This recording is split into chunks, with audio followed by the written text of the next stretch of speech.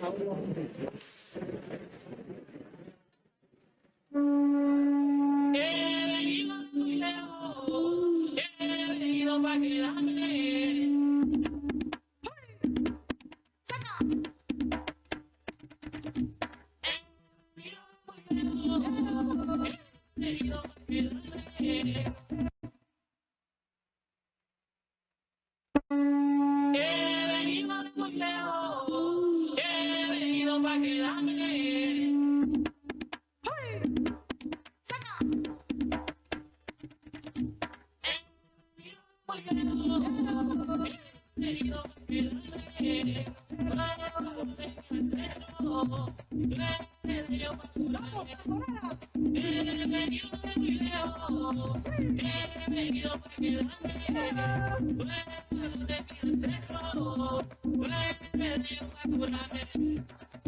El poder de mi rosario con el que te canto ahora. Oraciones protectoras para toda la cantadora. Hay días que no son mis huesos y mi corazón de roble.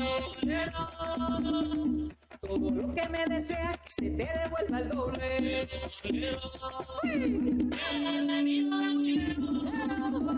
Bienvenido para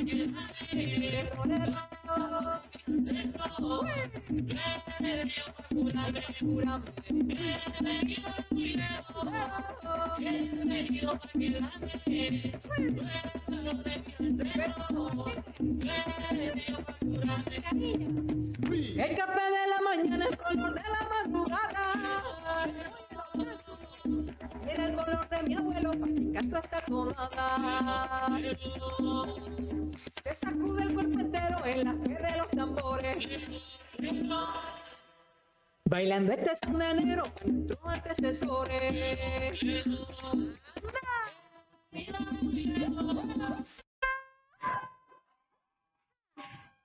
Buenas noches, mi amiga. I cannot hear you. All right, it's a bit tiring, yeah? But anyway, guys, let me unfeeling this because the theme of today is unfeeling show from a person that is very close-minded to be liberated woman. All righty. So, probably some of you already know who am I. Oh no, okay, see. My name is Dina Chaerani. I am your SRHR Barbie, and I'm the host of News. Amazing. All right. As you know, in Colombia, cumbia is not just about the rhythm, right? It's about connection. It's about moving together, listening, giving space, and finding balance. So that's the perfect metaphor of what 6 o'clock news is. Now, welcome to the 6 o'clock news day 1, where we talk about the stories behind the power, headlines, politics, funding, pleasure, and power shaping of our reproductive life. Welcome, everybody. All right, I'm gonna have a seat. So today's theme is the unveiling show, the fertility crisis. Very important. Before people says in here, oh my God, Dina, that's too much. You're talking about fertility crisis again. Not again. People already like bored about that. But let's straighten the record straight today, because the crisis isn't about too many or too few babies. The crisis is about the people, women, men, young people cannot actually do what they actually want and plan with their own fertility. So they cannot always avoid pregnancy when they actually want it, and they cannot always have a child when they don't want it. So tonight, we are not counting babies. We are counting freedoms, because the true measure of progress isn't population size. It's choice, rights, and access. And that's exactly what this year's State of World Population Report dives into. What happens when reproductive intentions meet the real-world barriers? So to unpack what all this means globally, and right here in Colombia, we are joined by someone who's been at the front lines of this conversation for decades. He's the UNFPA representative for Colombia, a voice for dignity and choice, and one of the sharpest minds in our field. Please welcome Luis Mora. Oh my God, thank you so much. I'm so sweaty, by the way, I'm so sweaty. But who cares? I'm the SRHR Barbie, right? This is my show. No, thank you. Oh my God, thank you so much, Luis. Maybe you can say hi first to our sex clockers. So, thank you. Buenas tardes desde Colombia. Amazing. Okay, Luis, listen, like we have very limited time, Yes. but I know you have tons of data. People probably also do not know yet about what is that of the world populations probably. FYI, I read the document and it's a lot. So Yes. maybe if you could please explain to the audience, to the sex clockers, what is actually state of world population in the most youth-friendly way? Okay, no, first of all, thank you. Thank you very much for the invitation. I think there are two factors which are particularly important. This is the first time the United Nations and the UNFPA, the United Nations Population Fund, published a report, a global report on low fertility. So this is something completely new. And the second dimension I think is particularly important is the first time we consult and analyze why young people want or doesn't want to have children. Because for many years we have focused on why women had too many children. Exactly. And they didn't have the choice to decide. Okay. But now what we are looking at is why young couples, young women don't have children. And what are the choices or not behind this decision? So this is completely new. Yes. And this is, I would say, the most outstanding contribution of this report. Amazing. Paul, please give a round of applause for UNFPA. That's been amazing. May I know how long was the process of the consultation? I mean, you mentioned about consultation involving young people. How long was the process? Because it's this global report, right? It took a year to Yeah. develop the report.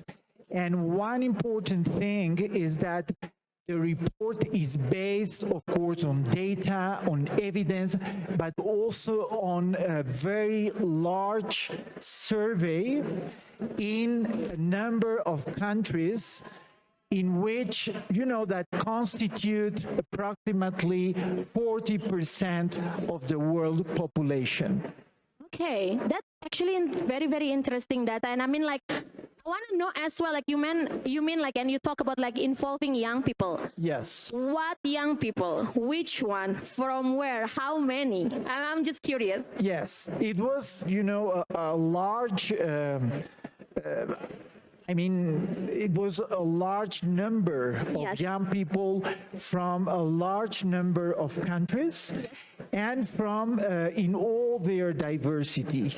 Young people, let's say from 18 years old up to 30 years old, 35 years old, and at the same time coming from different backgrounds. Educational backgrounds, social Yeah. backgrounds, ethnic backgrounds. So these allow us to give or to provide a quite broad picture of what's going on globally. Exactly. Okay, that's very nice, and I know that this is like a big and global as well document. That's why it's probably also hard and not easy. But of course, to ensure that young people's voices are meaningfully taken into account, it has to be Exactly. with that process, right? Exactly. Okay. Yes. So also, since you mentioned about the data already, about 40%, now I'm curious.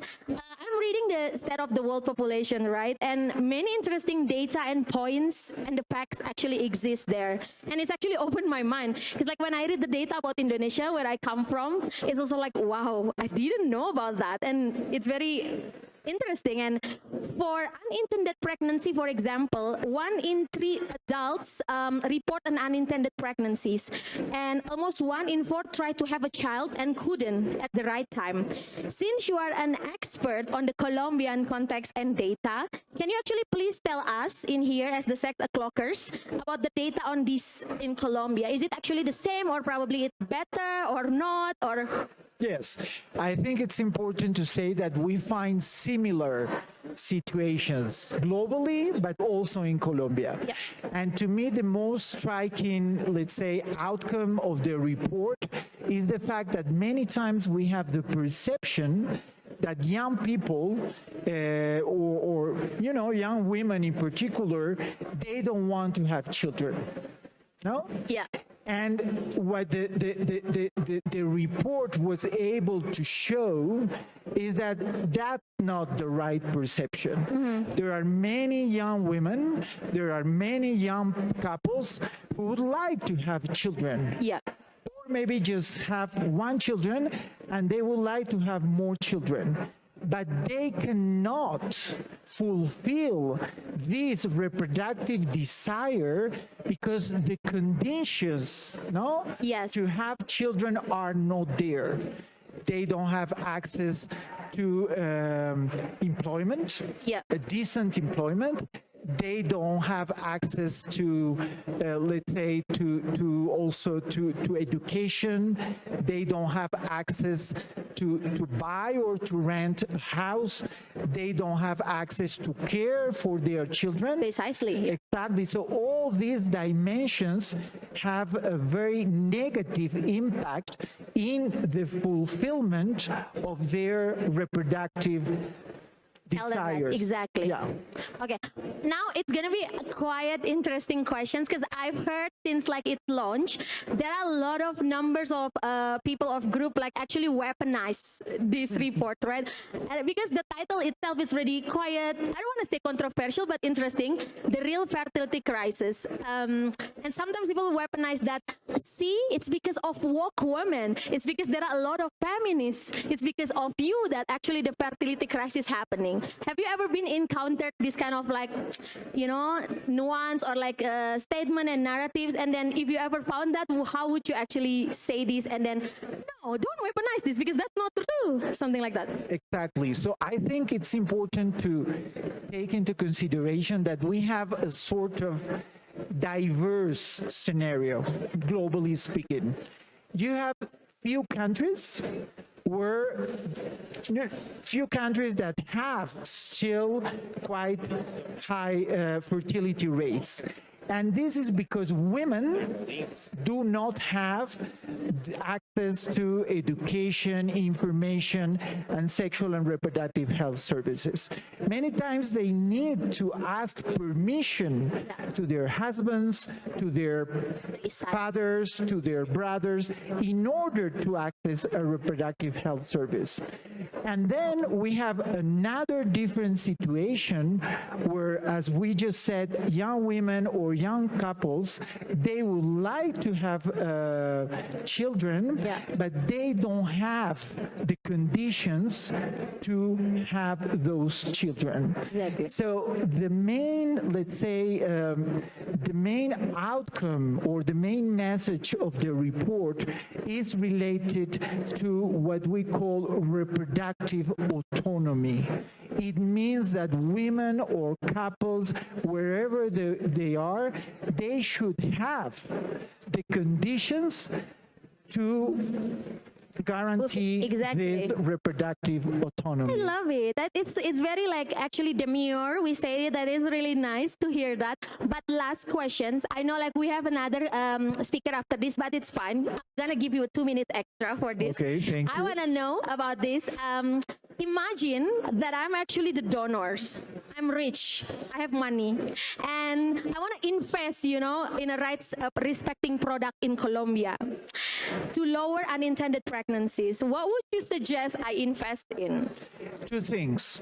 The first thing is education. Okay. And in particular, comprehensive sexuality education. Period. This is always a taboo. Yes. Parents they don't want to speak about that. You know, teachers, they don't want and they don't like to speak about that. But this is essential because comprehensive sexuality education saves lives, Exactly. in particular for adolescents and young women. And secondly is access to sexual and reproductive health services. So if I was a donor and I wanted to, let's say, to decrease The unintended pregnancies among young women or adolescent women, I would focus in these two areas. I love it because I'm a CSE activist myself. I have a content, it's called Tekdograf, Comprehensive Sexuality Education on Instagram. Very good. Because in Indonesia, mostly we are Muslim, and there is no way I can discuss like this to my parents or even the school. Because it'd be like, haram, Dina, that's like Muslim, so you shouldn't discuss Yes, about it. it's So I prohibited. really like that you are saying about CSE and education. That's really, really It's enriching. key, it's It's a essential. keys. Exactly. Oh my God, Luis, thank you so much for giving your time. I know you are very busy, and I'm so honored that you are joining me today at the first episode of Sex O'Clock News. Everybody give round of applause to Luis Mora. Thank you very much. Thank you so much, And Luis. do you allow me something? Sure. I'm going to thank you in the original language of this place, of Bogotá, Bogotá. which is the Muisca language. So, Ixekene, which Ixekene. means thank you, and which means what we have been talking about should grow and flourish. So, Ixekene. Itzekene. Ixekene. Itzekene, everybody. Luis Mora, one more time. Thank you so much, Luis. Oh my God. Thank you so much. Okay, ladies and gentlemen, please stay in your seat because we still have another amazing speaker. As you know, we already leave the field. We've just heard why the fertility crisis talk missed the point if people cannot act on their own plans. So now the second session, it's about practical. Let's get practical. Who actually makes the difference before, during, and after birth, and who gets left out of the budget? Which is in here is midwives mostly. So if you think Sex O'Clock News is only talk about sex, honey, you are super wrong. You missed the point. So I'm gonna invite my friends. She just launched the global push, 1 million more midwives, that was launched today by Push campaign to grow, to support, and keep midwives where they are needed the most. I don't want to spoil the fun about the campaign itself, so I will directly invite my dear friend Meret Khalil, the Push campaign lead. Let's go.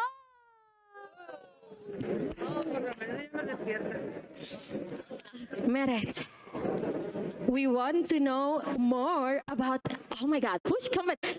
First of all, thank you and congratulations, girl. Thank you. Thank you. It's amazing. I don't want to miss the spoil and like miss the funds, you know, like, so I want to know. I'm just gonna go ahead and put this right in the center here for everyone Please. to join our movement and sign the petition. Please, thank you. Okay, before you talk and I'm asking Please. you anything, please give us the answer within 10 seconds. Let's go. What is actually Push campaigns and, sorry, no, maybe later. What is actually 1 million more midwives? 10 right. seconds. Let's back it up. Let's talk about Push first, and then let's talk about the Okay. million more petition. So, everybody, the Push campaign is ICM's global campaign for women-centered care, advocating for midwives as the way to get us there. What we're aiming to do, we're building a massive coalition and alliance of partners that are centering women, their rights, their voice, their leadership.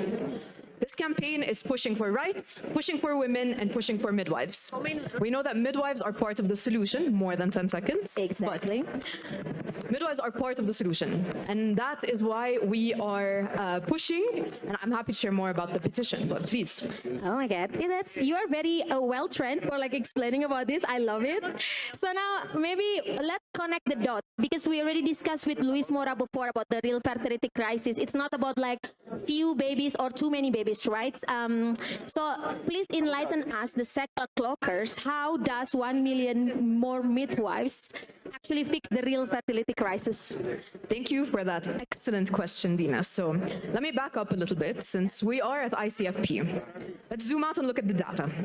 The Lancet Commission, the Good Market Lancet Commission, put out some recent data that 4.3 billion people, that's about half of the world's population, will have at least one of their essential reproductive and sexual health services unmet throughout their life course. So on the other side of that, we know that midwives can actually provide 90%, 90% of essential sexual reproductive, maternal, newborn, and adolescent health. Midwives don't just catch babies, they do so much more than that, especially related to protecting our rights, bodily autonomy, ensuring respectful and empowering care, ensuring an informed consent, all of the many things that Louise mentioned are contributing to the fertility crisis. Yet, the world is missing 1 million midwives. That's a lot. That's a lot. When we know they can unlock 90% Exactly. of this missing gap that we're talking about. And so actually this morning, we launched this new report that's called Unlocking Impact and Midwives as the Key. This is giving the evidence in the hands of all the advocates here around the world to talk about midwives in 4 areas. Midwives unlock economic growth, they unlock health equity, they unlock gender equality, and they are also influential in achieving climate resilience. So, Wow. now what? Where do we go from here? We have a shortage of 1 million midwives. Yes. So, allow me to invite everyone on your show and beyond Please. to sign the petition for 1 million more So midwives. this is it? Right here, you can find it online, you can find it anywhere. You can join the PUSH campaign, which is this global alliance, as we talked about, that's housed under the International Confederation of Midwives, and all it takes is one voice. The world is short 1 million midwives, and we're calling for 1 million signatures. So influencers like you, I was about to ask that. yes, please. Advocates at ICFP, technical people, anyone can sign this petition. And that is what we're encouraging everyone to do. Okay, that's amazing. So all young people can also join, definitely, especially the one that's using a lot of social media, right? Please, anybody, whether you are on social media or not on social media, the petition is very simple. It just asks for your name and it asks you to add your voice to this call for 1 million more. Okay, that's really, really powerful. And actually, it's easy, right? Just scan or find, what is the Instagram account for Push Campaign? Pushcampaign.org on Push Instagram. Campaign org. And you can find us also on Dina's page because she very nicely tagged us on all the things as a champion for midwives and as a champion for how midwives also impact the lives of young people and adolescents. Amazing. That's really actually answering all the questions and also the problems before, because people thinking that, oh my God, it's too many, too few, and blah, blah, blah. Actually, it's not a problem if we actually can also join this kind of petition and also join the midwives, and then ensuring we can myth busting all the, you know, the myth around midwives, right? Where midwives is only catching babies and so on and so forth, right? That's right. All right, that's really amazing. It's really powerful and I really love it already. Meret, thank you very much for coming to my 6 o'clock news. Thank and you, I hope Dina. more people can sign up. Please round of applause to Meret. Oh my God, thank you so much, girl. Thank you. I know you are so busy. But yeah, thank you so much. And you can keep it there while I'm closing the session so people can scan. So, Bogotá, are you still with me? Yes, we already opened the cumbia dance because anyway, we are a free liberated person and we can choose our own rhythm, right? So tonight we already pulled the veil. The point is not about too many, too few peoples or too few baby. It's whether people can actually live their plan. If you cannot avoid pregnancies when you don't want it, have a child when you are ready, then the problem is not you, it's the system. So ladies and gentlemen, thank you very much for coming to the first episode of 6 o'clock news. I'm Dina Chaerani, and tomorrow let's see again at 6 p.m. 6 o'clock news second episode.